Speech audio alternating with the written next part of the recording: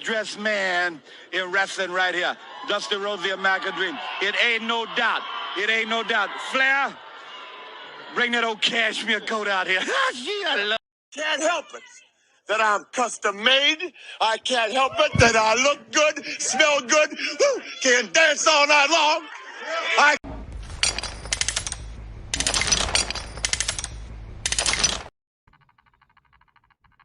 Welcome to late. It's not midday sports, but this is still part of my sports, channel part.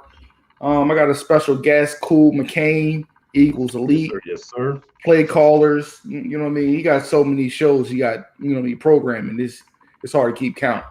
You know what I mean? But man, let's get into this, man. How you doing today, man? And I'm great, man. I'm great. Great. So, man, how's the OTAs? What news you got for the OTAs with the Eagles right now, man? What are you been hearing? I know some people don't think OTAs are important, but I love OTAs and see what I got, in that barn. Jalen Carter is a beast. Jordan Davis looks lighter and a little bit more agile. Jalen Carter destroyed one of the blocking sleds during OTAs. Devontae Smith looks more focused. He's shout out to him. He's going to be a new dad soon. He's going to be having a baby girl.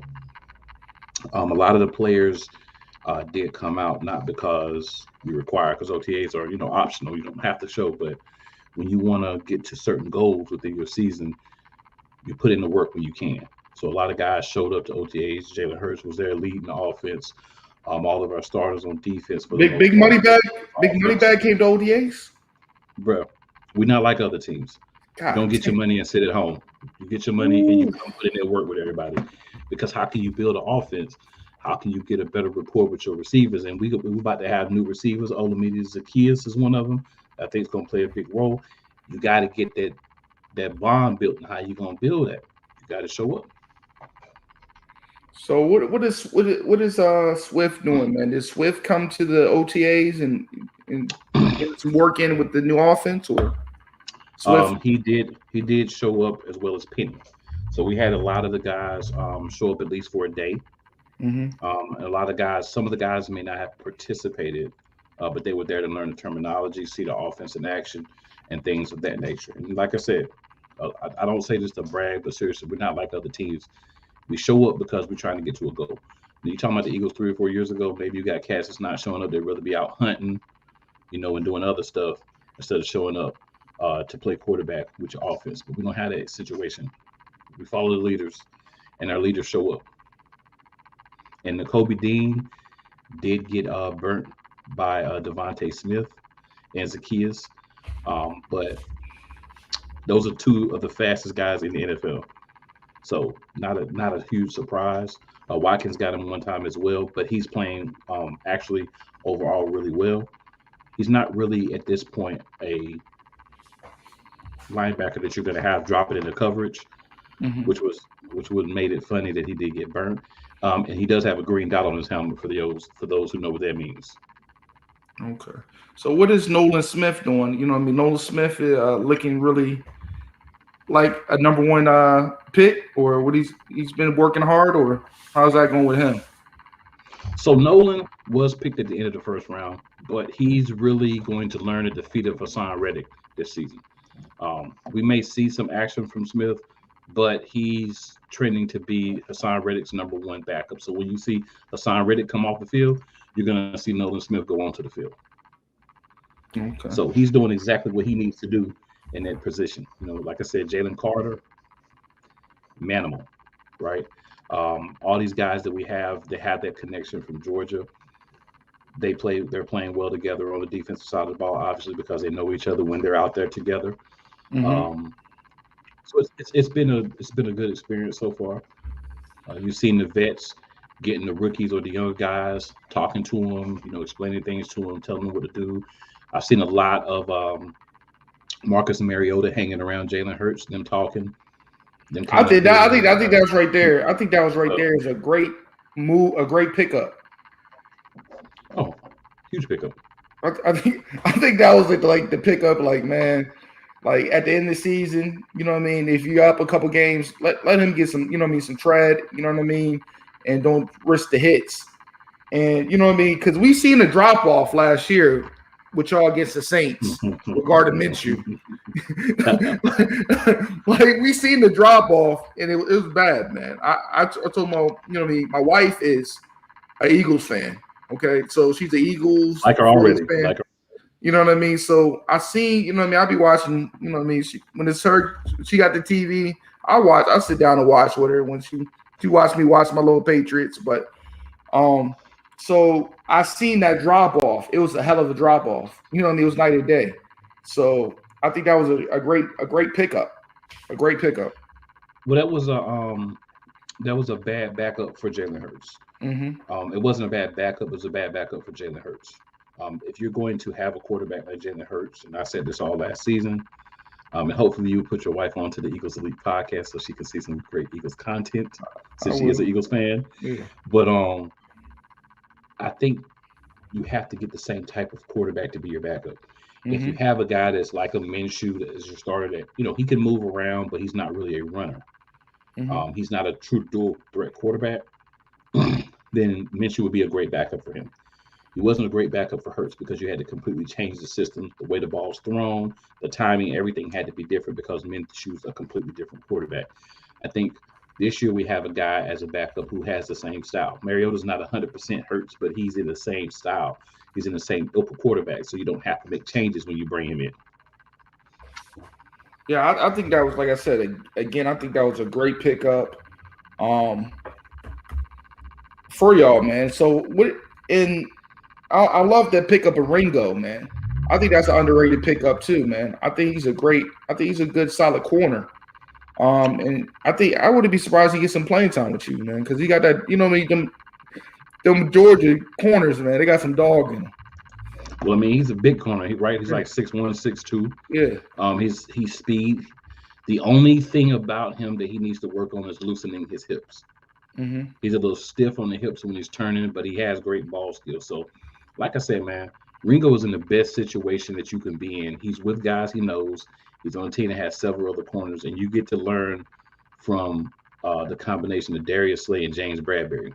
Mm-hmm. I mean, you can't ask a guy to be in a better situation as a rookie coming in with a chip on his shoulder because of how late he was picked as well, right? So a lot of people had him first, maybe second round before the season started. Somehow, without even playing horribly, he fell to the fourth round. So, another guy motivated, kind of like the same thing that happened with Nakobe Dean last year, right? You drop it past where you expect to be, but you still get on a good team where you can learn. And then if the opportunity presents itself, you have an injury to Bradbury, you have an injury to Slay. You also have Greedy Williams there, who is another guy that we picked up that's going to have some versatility. So we basically have two new number 2 corners because if something happens now, we don't have to go to Josh Joby or some of those guys that we had to play last year. Now we can go to Keely Ringo, and Greedy Williams. Yeah, I mean, I love how that boy Maddox play. You know what I mean? He got that little bit of that thump in him. You know what I mean? And he plays like his hair is on fire. So I like Maddox game, man. But you know what I mean? I know y'all lost Johnson. So who's gonna fill that void for him? For what, the second nickel corner? Yeah. So it's gonna be either Zach McPherson or Josiah Scott. Okay. Whoever steps up, and you may see Greedy Williams or Keely Ringo get some time there as well. Depending on, because honestly, we know Avante hasn't done a great job of staying healthy. Mm-hmm. So he's another guy that you're going to probably miss for a few games.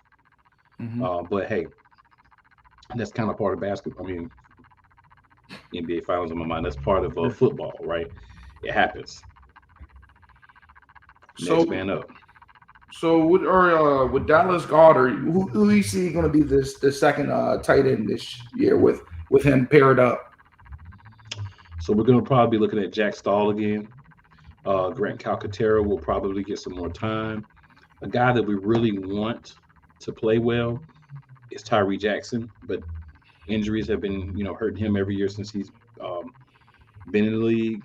And then we did pick up Dan Arnold from Jacksonville as well. So it'll be a competitive room there. I think nothing's going to be determined 100% until we get into training camp and we see how everybody plays. I feel like Dan Arnold will have a say in who the second and third tight end are. If he can supplant one of those guys, we'll find out. But I definitely think that's his goal, and why he's here is to, step up and take somebody's job behind Dallas Goedert. So we'll see how that ends up playing out. Do you see Rashad Penny making the team? I do. You know what I mean? Because he had a lot of nagging injuries. You know what I mean? We haven't really seen a good Rashad Penny because he's been nicked up. When you look at the Philadelphia Eagles backfield, right now, you got DeAndre Swift, Gainwell, Penny, Boston Scott, and Trey Sermon. Between Rashad Penny, Kenneth Gainwell, and DeAndre Swift, one of those guys is probably going to always be hurt. Just being 100% real. But that's the point of bringing in multiple guys, so that I think they're going to have 4 running backs active, and I think Scott's going to end up being our punt returner for a lot of the season. That way you can have him be able to be on the active roster. Well, a kick return, not a punt return, but a kick return. That way you can have the reasons for having him on the roster as a 4th running back. But I think we're going to have that combination of Scott, Penny, Gainwell, and Swift. Then when you have an injury, you still have other guys that can step up and take those roles. Scott's been the most durable of the running backs that we currently have on the roster that we play. We do have Kennedy Brooks and Trey Sermon, but I think both of those guys could end up on the practice squad because Sermon wasn't used a lot last year. Brooks is a guy that played in college with Jalen Hurts, so they have a camaraderie there, but I don't think he's going to crack that top 4. But we'll see how things play out throughout the season. But I think Rashad Penny will make the team, and I think he'll have a big role when he is healthy. I don't expect him or Swift to play the entire 18 game or 17 game, 18-week season healthy, but that's why both of them are there. So how do you feel about the trenches? You think your trenches is going to be the same, dominant? You know what I mean? Blocking, run blocking. Or you're going to have the only change we have is going to be a right guard. There's a couple guys that are in the battle at right guard, like a Cam Jurgens, Tyler Steen, Jack Driscoll, all guys. I think Tyler Steen, for me, is going to be the one that's going to win that job and be our right guard of the future. He's a 3rd-round pick this year, but it infuses some young blood on that line. It allows Cam Jurgens to be where I believe he needs to be, and that's as the backup center, learning that role so that when we get to the point where we know it's going to happen soon, Kelsey's gone, Cam Jurgens is ready to step in and take the reins.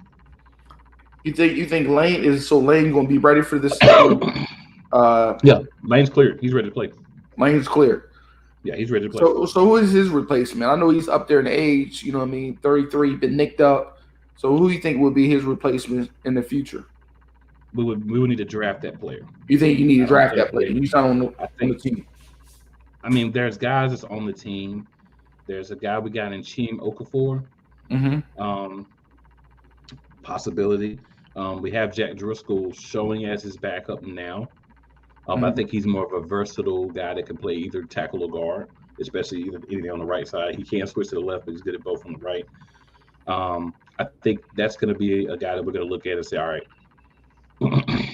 Lane Johnson's probably got a couple more years left. After this season, after we figure out what's happening with Kelsey, once we get Jurgens sliding in at center, that's when we'll start to focus on finding that right tackle of the future. But I think, if something were to happen, Lane can't play. Jack Driscoll is a fine backup.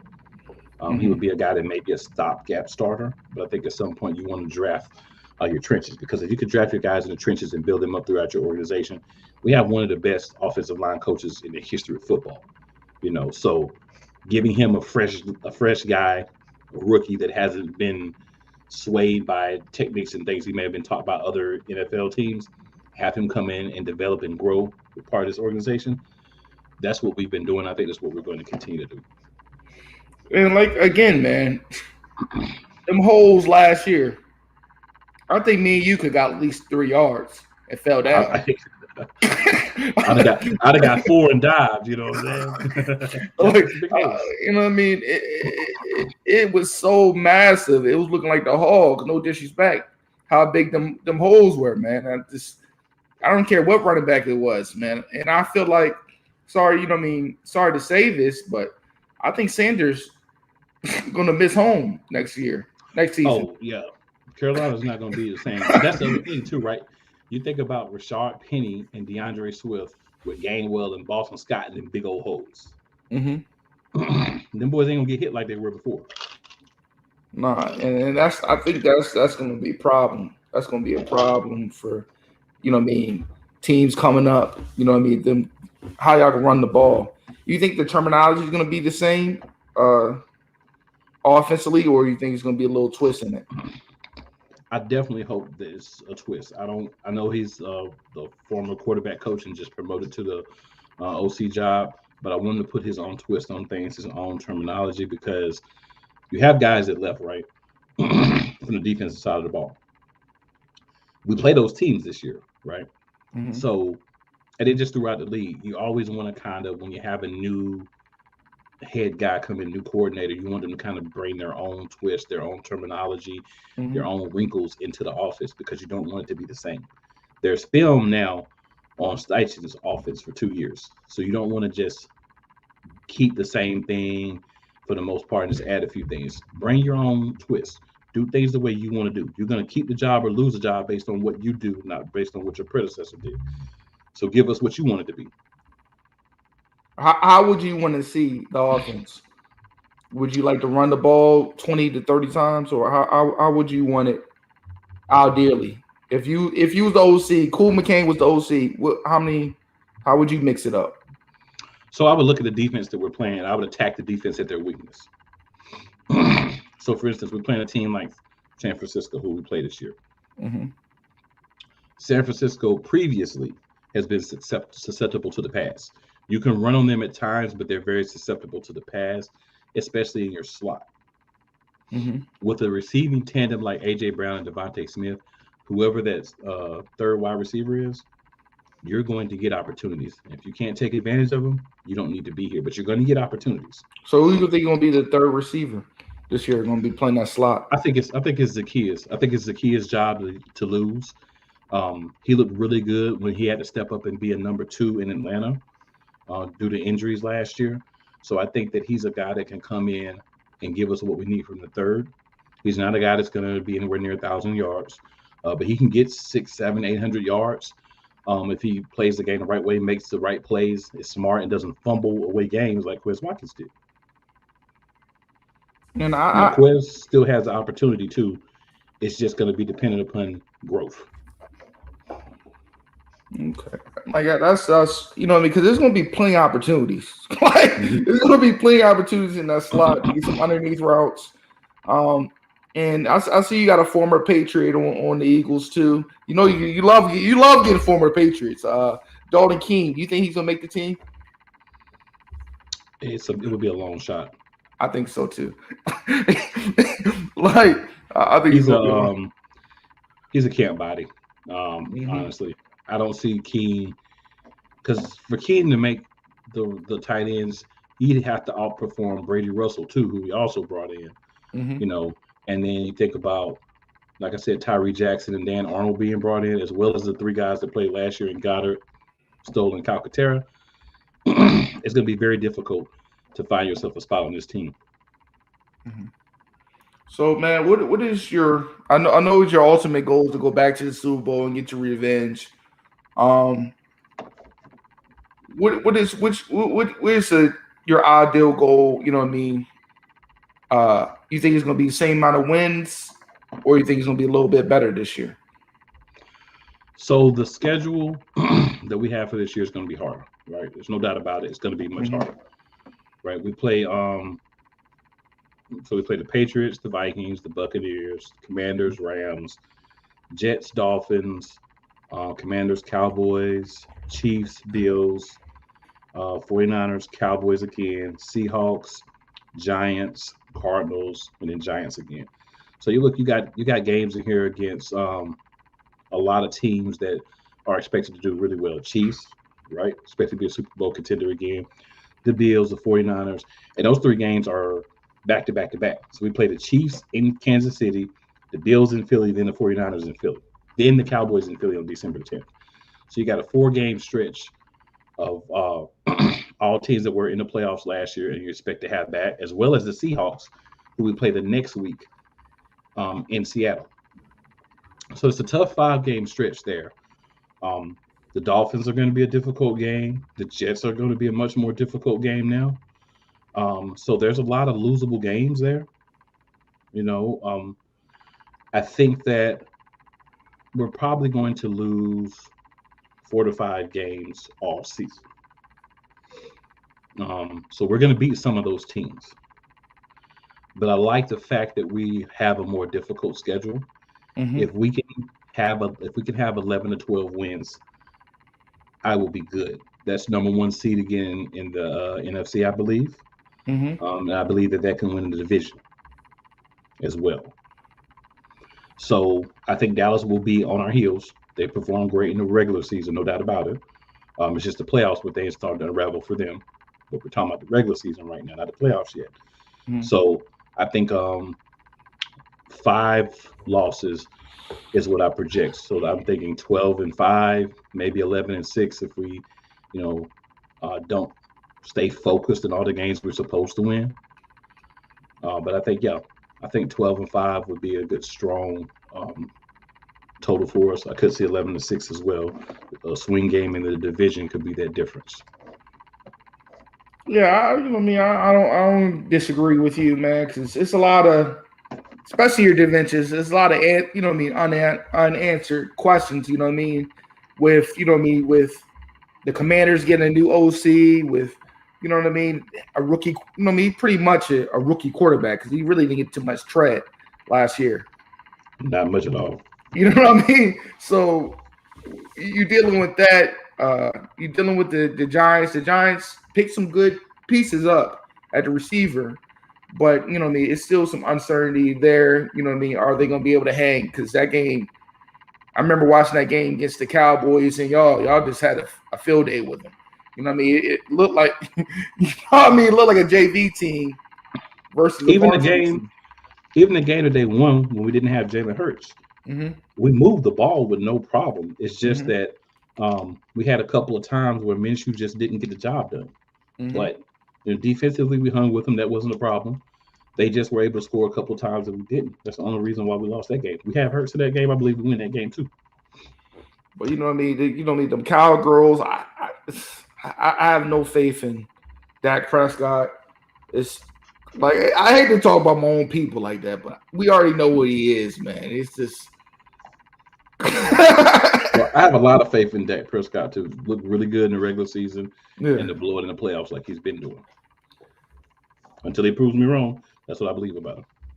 You know what I mean? I really want to see what that offense looks like. But this is, they got a Stephon Gilmore who's a sturdy, a real great, corner back in his day, but he lost a step. He's up there in age. Back in he was the man back in his day. You know what I mean? He won a couple Super Bowls with us. He won Defensive Player, of the Year one time. So you know what I mean. But he's up there in age. He's like 35. You know what I mean? So we gotta be realistic. You can't expect him, to get you 8 picks. 6 picks. But you need a short tackler who can, talk to Diggs a little bit. And Diggs can look up to because Diggs is still a young corner. Yeah. And they're not developing him at all. No. They're letting him go out there, use his athleticism, and that works in some plays, and that's why he's getting burnt in some plays, because they're not teaching him how to be consistent and a good technique. He's like Marcus. He's like a Marcus Peters to me. Like Marcus Peters looks great, but when he bites and he doesn't make that pick, he looked crazy. Like he had an easy play on the ball against, San Francisco. You know what I mean? But he overthought it. You know what I mean? Yeah. But we don't teach technique, when you don't teach those things to your young corners, they don't develop in throughout the years, right? We talk about how quarterbacks can go and get training and become better with outside gurus. You can do it with wide receivers, you can do it with running back, you can do it with linemen, defensive and offensive linemen, but you can't really do it with a corner. You have to be taught by either the guys on your team, or if you're blessed to have a guy like maybe a Deion Sanders or Ed Reed or somebody who sees something in you and comes to you and gives you pointers and helps you out. But you don't really have like cornerback gurus that you can go and develop your skills, how to turn your hips, how to read the ball, like you do for some other positions. So it's learning within the organization, and then the guys who were there before you, or guys who see something in you and help you develop it. That's the only way you're going to really get better, if you don't have solid technique when you come into the league as a corner. And Dallas has not been a place for that. You know, and you know what I mean? And back in the day, they was solid. You know what I mean? I remember old Woodson, Lane the Wood, and you know what I mean, them guys. You know what I mean? Even going back to, you know what I mean, Mathis back in, you know what I mean, Mathis back in the You day. mean back when Jimmy Johnson was there and the years after that? Yeah, you know what I mean? Deion's old defensive coordinator was there. I forgot his name. What is his name? I forgot his name. The old head. You know what I mean? So when Mike Zimmer and them boys was there, you know what I mean, teaching that. But they lost, you know what I mean, lost that. You know what I mean? That's the least I can say about us, my Patriots. Our secondary, we might not have the most beautiful pass rush, you know what I mean, but them corners going to be ready. You know what I mean? Them corners going to be ready. We had to go get corners. We had to go get corners because we don't develop corners either. You know, we don't either. But now we got some old heads that can teach the young dudes, which is what Dallas needs. Because honestly, the reason that James Bradbury is there, the reason Darius Slay is there, is because we did a piss poor job, for about 10 years of developing corners. We had guys come through that were good. Rasul Douglas was drafted by us, and now he's balling in Green Bay. But you know what I mean? I just like y'all definitely had a couple little toss-ups on corners, man. I remember when y'all gave up, what's that guy's name? The boy from the Raiders, all that money. He's an actor now. Nnamdi Asomugha. Yeah, Nnamdi Asomugha. Like, I remember when y'all gave him that crazy bag and he couldn't get nothing done. You know what I mean? But you know the funny story behind that bag, though, right? What? We didn't want him to go to Dallas, so we paid him. Oh my God. Yeah. So that's even worse, because if he would have went to Dallas playing like that, but hey, you know. But you know, he looked good in the Raiders. They did a great job of hiding all the things he couldn't do well. It just got exposed for us. It happens. But yeah, man, I think that is doable, man. 12 wins for y'all, man. But I don't. This is what I don't understand. Cool. The Vegas got y'all blowing us out by 21 points, man. My Patriots by 21. You don't have a quarterback. That's why. I would take, if I were a betting man, I would take the over. I don't think we'll beat you by 21, because I think we'll stop playing before we do that, like we've been doing. Unless the new guy's more aggressive. But I think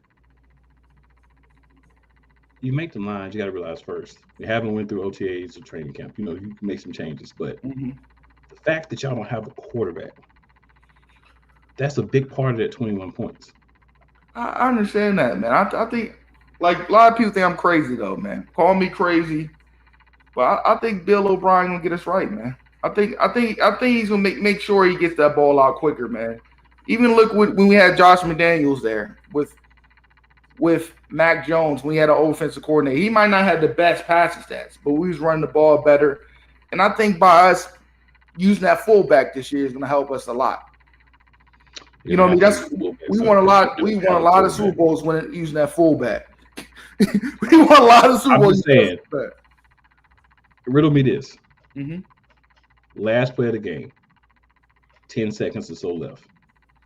You're down by 6-7 points. Let's say 8 points. So you got to score a touchdown to go for 2 to win. If I'm playing your defense, if I'm a defense playing your team, I'm loading up the box. I'm covering the receivers. I'm bringing the rush on Mac Jones. Is Mac Jones going to make the play for you to get a chance to win that game, or is he going to get sacked or throw the ball away or throw an interception? I don't know, man. I think. Oh, you know. I think you don't want to say it, but you know. I think people fall asleep on them, man. I think he's gonna have a better year, man. I really do, man. In this with an offensive coordinator, that's the key, That's man. fine. He can have a better year. I'm asking you a specific scenario. Would I trust him? How far Do you you got to think? throw? How far we got Do to you throw? think? Do you think he can make the play? Let's say he's got to throw 38 yards. You need 38 yards to get a touchdown. You need a touchdown. I I don't trust him with that.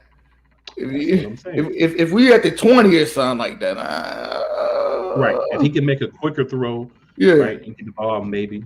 But I'm just saying, like, that's the situations.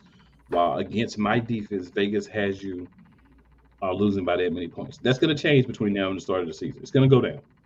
I think so, But man. But that's why I said that's why it's there right there. That's why that's the starting point because the quarterback situation on your team is questionable at best. and you know what I mean? It hurts me because, man, we had opportunity to get Lamar Jackson. We No, had was not opportunity. bringing that black man with braids into the New England Patriots locker room. He was not going to do that. We got to move into time, man. We got to move into time. But I like that. I like Junior Seau nephew. He been he been shaking heads. They say he can cover really great. You know what I mean? He can thump. You know what I mean? You know what I mean? He knows the offense. You know what I mean? So him as like a hybrid middle / safety situation. I'm looking forward to that. But the biggest problem I've been talking with Deeks even at midday today, Devin McCourty not being there. That scares him, right? It's going to hurt a lot. You know what I mean? he was that mouthpiece of that secondary. Somebody's got to step up. Somebody definitely got to step up. So hopefully it's your old boy Jalen Mills. I like to see Jalen Mills at the safety position because I don't like him at corner. I'm just being real, or some young boys, wherever we got on that mix him in there, and Peppers at the safety to give Duggars, a break. But Jalen Mills, he'll make some plays for you, but he'll make you want to run him out of your city as well. The Green Goblin, that was his name. Yep, in the same game. Why does Brian Dawkins don't be at the facility, man, like that? Because he got so much game. He got so much game you can give him. Yeah, but Brian, I think he's good with the Eagles organization. Mm-hmm. But I know he's doing some other things. I've seen him do some broadcasting and different things as well. So I think he's more focused on that. If they want to pay him and bring him in to be like a, special assistant or an assistant coach or the assistant defensive back coach, maybe comes for that. But I mean, I'm Brian Dawkins. I mean, I got love for the Eagles, but I'm not giving away too much free game. Yeah, I understand. Oh my God, that man was blowing. Where them dollars at? Oh my! I would love for him to get a Reed Blankenship and mentor him because I think he's the same style of player. People get mad when I say that because they feel like I'm trying to say he's the same player. No, he's not the same player. It's the same style. He's a headhunter. He's aggressive. He's smart.